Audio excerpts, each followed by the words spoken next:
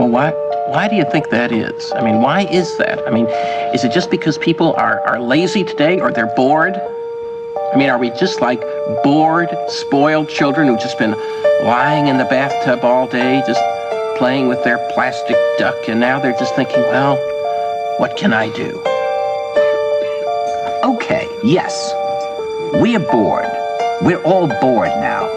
But has it ever occurred to you, Wally, that the process that creates this boredom that we see in the world now may very well be a self-perpetuating, unconscious form of brainwashing created by a world totalitarian government based on money, and that all of this is much more dangerous than one thinks, and it's not just a question of individual survival, Wally, but that somebody who's bored is asleep, and somebody who's asleep will not say no?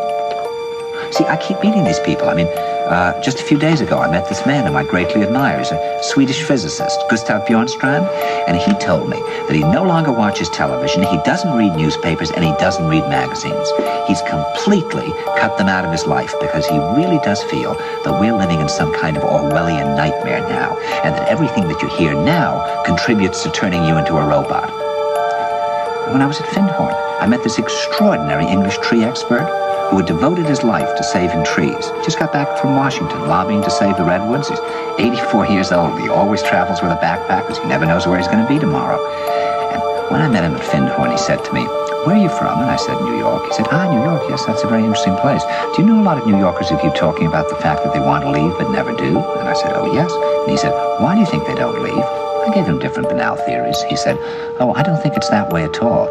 He said, "I think that New York is the new model for the new concentration camp, where the camp has been built by the inmates themselves, and the inmates are the guards, and they have this pride in this thing they've built. They've built their own prison, and so they exist in a state of schizophrenia, where they are both guards and prisoners, and as a result, they no longer have, having been lobotomized, the capacity to leave the prison they've made, or to even see it as a prison."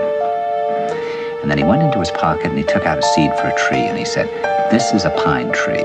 He put it in my hand and he said, "Escape before it's too late."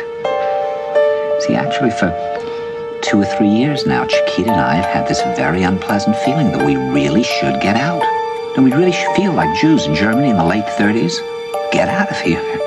Of course, the problem is where to go, because it seems quite obvious that the whole world is going in the same direction.